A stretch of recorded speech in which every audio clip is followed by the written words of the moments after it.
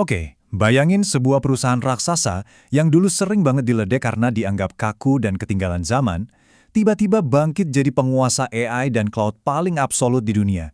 Nah, di pembahasan kita kali ini, kita nggak cuma bakal ngomongin soal kode atau deretan server.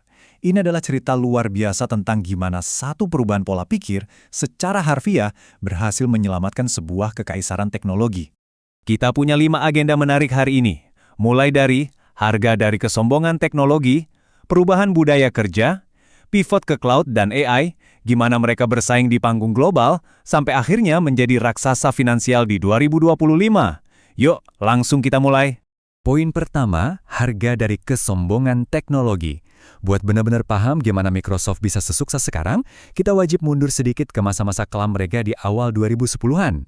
Pernah kepikiran nggak sih gimana ceritanya raja teknologi yang merajai pasar bisa sampai kehilangan mahkotanya?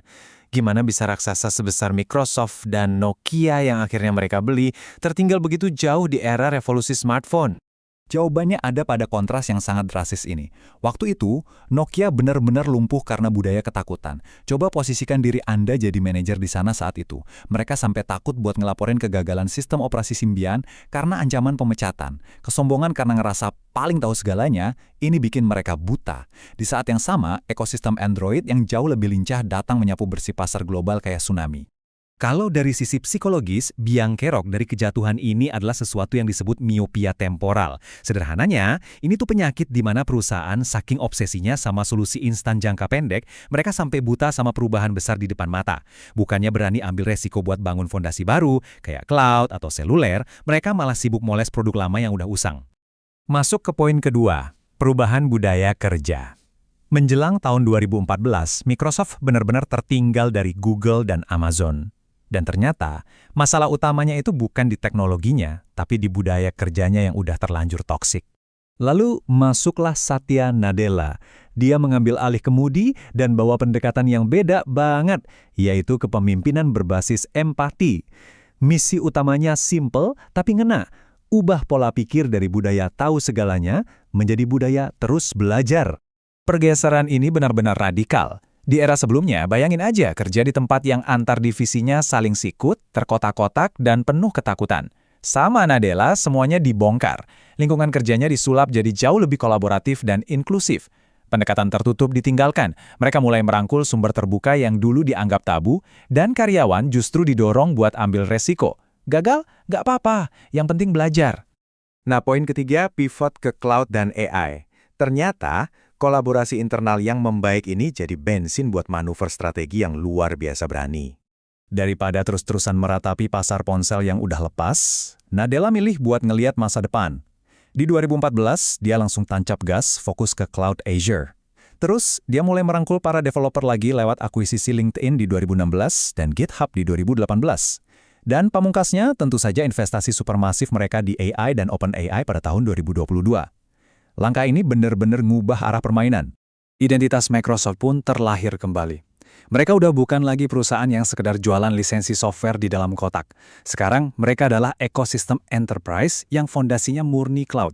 Dan mesin utamanya adalah AI yang terintegrasi mulus dari Azure sampai ke fitur canggih kayak Microsoft 365 Copilot. Poin keempat, bersaing di panggung global. Pertanyaannya sekarang, di mana posisi Microsoft yang udah gesit ini di tengah pertarungan para titan teknologi dunia? Ternyata, mereka milih arena pertarungan yang cerdik. Di saat Google sibuk banget ngambil hati konsumen massal pakai AI, dan Apple mati-matian ngunci privasi penggunanya lewat AI langsung di perangkat, Microsoft milih fokus ke bisnis. Mereka mengukuhkan diri jadi penyedia solusi AI dan infrastruktur digital buat korporasi raksasa di seluruh dunia. Dan buat ngebuktiin komitmen itu ke perusahaan-perusahaan besar, Microsoft saat ini lagi ngebut ningkatin kapasitas pusat data mereka di Eropa sampai 40%. Kenapa Eropa? Karena regulasi data di sana super ketat. Dengan ekspansi ini, Microsoft bisa nawarin ketahanan digital yang memastikan klien korporat mereka punya kontrol lokal penuh atas data mereka sendiri. Masuk ke poin kelima, raksasa finansial 2025. Ini adalah momen pembuktiannya. Apakah empati, kelincahan, dan fokus pada enterprise ini beneran ngasilin duit di dunia nyata? Kalau kita lihat lintasan grafiknya, jawabannya adalah iya, yang nggak bisa dibantah lagi. Perubahan strategi ini bikin nilai saham mereka meroket tajam, ninggalin rata-rata pasar. Bahkan, laporan terbaru memprediksi saham mereka masih punya potensi buat naik sekitar 22,8% lagi. Luar biasa kan? Hasilnya, per September 2025, kapitalisasi pasar Microsoft udah nembus angka yang bikin geleng-geleng kepala. 3,72 triliun dolar. Bayangin, triliun loh. Angka yang rasanya mustahil banget kalau kita ingat kondisi mereka yang babak belur 10 tahun yang lalu. Coba kita sandingin datanya biar makin kelihatan. Di 2014, valuasi mereka cuma 300 miliar dolar. Terus, pas kepuasan karyawan berhasil dinaikkan dari 62% ke 85%, keajaiban pun terjadi. Pendapatan cloud yang dulunya hampir nggak ada, meledak jadi 75 miliar dolar, dan valuasinya meroket ke 3,72 triliun dolar. Ini adalah bukti nyata kalau ngebangun budaya kolaborasi yang sehat itu, dampaknya langsung kerasa ke profit perusahaan. Tapi, kita juga harus lihat dari kacamata realitas ya. Ngeduplikasi budaya kayak gini di skala yang supermasif itu nggak gampang.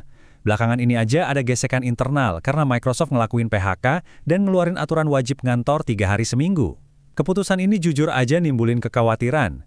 Masih bisa nggak sih perusahaan ngejaga empati di tengah tuntutan bisnis yang makin brutal? Nadella sendiri sadar betul kalau ini adalah tantangan yang nggak ada habisnya. Nah, sebagai penutup eksplorasi kita, saya pengen ngasih satu pertanyaan buat Anda renungkan. Seiring dengan dominasi Microsoft yang makin absolut di era AI ini, kira-kira mampukah raksasa 3,7 triliun dolar ini mempertahankan empati yang dulunya lamatin mereka? Atau jangan-jangan budaya terus belajar itu malah bakal tergerus oleh kesuksesan mereka sendiri? Pastinya bakal menarik banget buat kita pantau bareng-bareng. Terima kasih udah nemenin saya membedah topik seru ini.